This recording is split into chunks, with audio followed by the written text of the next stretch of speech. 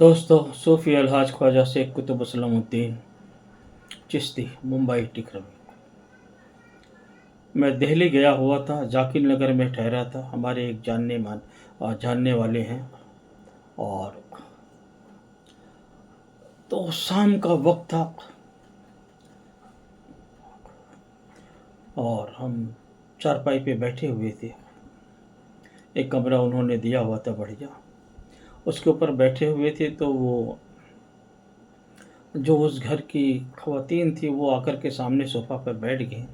उन्होंने कुछ अपनी तकलीफ़ बताना शुरू किया कि मेरे घर में ये होता है, कभी कभी दीवारों पे पैर के निशान आ जाते हैं,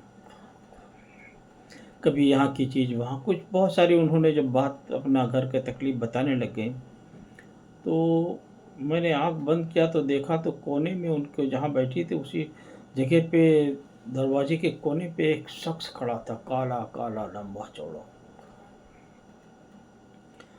तो मैं समझ गया कि जिसकी बात कर रही हैं वही सुन रहा है। मैंने फ़ौरन टॉपिक चेंज कर दिया कि बहुत अच्छा लगा दिल्ली, माशाल्लाह, ये है वो है। टॉपिक चेंज किया और फिर वो चली गई। शाम को खाना इशा के बाद जब बैठे खाने के लिए, दस्तरखान बिछा, चटाई बिछी ज़मीन पे, दस्तरखान, हम हैं, उनके शौहर हैं, वो है, उनके एक बहन का लड़का है सलीम, उनका लड़का, सब लोग दस्तरखान पे बैठे और खाना लाकर सामने रखा गया। निकाला ही जा रहा था कि भाई अब प्लेट पे खाना निकाला जाए, जब तक उस औरत पे वो हाजिर हो गया। वो हाजिर हो कर के खाना कहाँ निकालने दे रहा है, हाजिर होकर कहता है कि तू मुझे दिल्ली से भगाएगा, तो मुझे भगाने आया है। मैं समझ गया कि ये वही है। उसने कहा, जब ये बता रही थी और तो सुन रहा था, तो मैं कोने में खड़ा सब सुन रहा था। तो अल्लाह के फजल से मुझे तो पता ही था कि ये खड़ा था कोने में। ये नगर जब बसा नहीं था उस ज़माने से मैं यहाँ रहता हूँ। मेरी इतने लाख की फ़ौज है।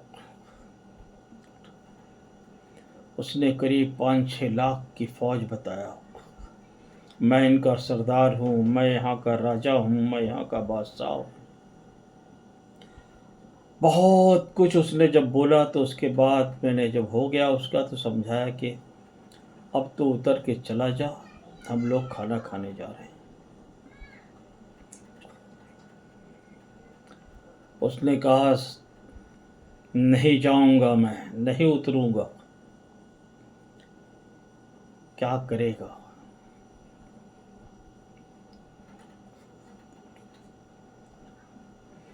जब उसने ये कहा तो मैंने कहा, फिर जब देख ले तेरे साथ क्या होगा। मैंने वही उन लोगों के सामने आवाज़ दी अल्लाह के फजल से कि हज़रत निज़ामुद्दीन महबूब इलाही रहमतुल्लाह अलैह फ़ौज भेज दें और ज़रा इसको समझा दें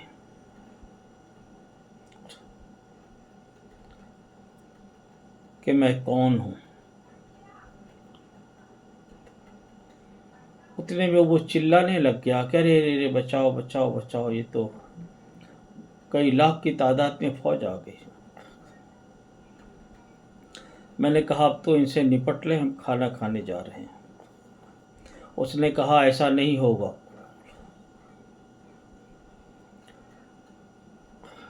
अगर ये मुझे पकड़ के ले जाएंगे तो मुझे बहुत मारेंगे। मैंने कहा, बिल्कुल मारेंगे, जूता से मारेंगे। उसने कहा, आप जो कहेंगे मैं मानूंगा, लेकिन इनसे कह दो कि ये मुझे न मारेंगे। तो मेरे दिमाग में एक तरकीब आई। मैंने कहा, ठीक है, तो जो फिर मैं कहता हूँ वो करेगा? बोला, हाँ। मैंने कहा, सलीम जी एक इतर की बाटल ले आ, बड़ी सी। वो ले आया। मैंने समझाया कि अल्लाह के फजल से अगर तू इस बाटल में चला गया तो फिर तेरी जान बच जाएगी, और फिर सुबह देखेंगे तुझसे बात करना है तो। उसने कहा, ऐसा नहीं, बाटल में बंद करके फिर आप हमें ना निकालो। मैंने कहा वो बात की बात है, पहले तू इसमें जा, वरना ये फ़ौज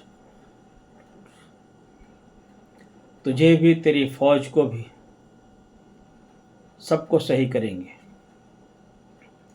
तो वो शिकस्त हुआ और फिर वो बॉटल में गया, उस बॉटल में बुच मारा जो होता है छोड़ प्लास्टिक का, और फिर ढक्कन बंद किया।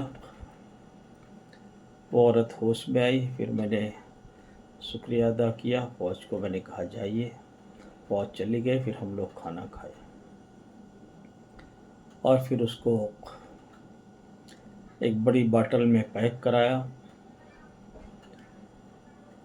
एक बड़ी बॉटल, जैसे प्लास्टिक की बड़ी बॉटल, उसमें थोड़ा सा सिरमिट रेती भरा करके उस छोटी बॉटल को बीच में खड़ा करके फिर उसमें सिरमिट रेती से उसको पैक करके उसी के छत पे डाल दिया। जब सूख गई तो फिर उसको समझा ले जा कि जमुना में डाल दो।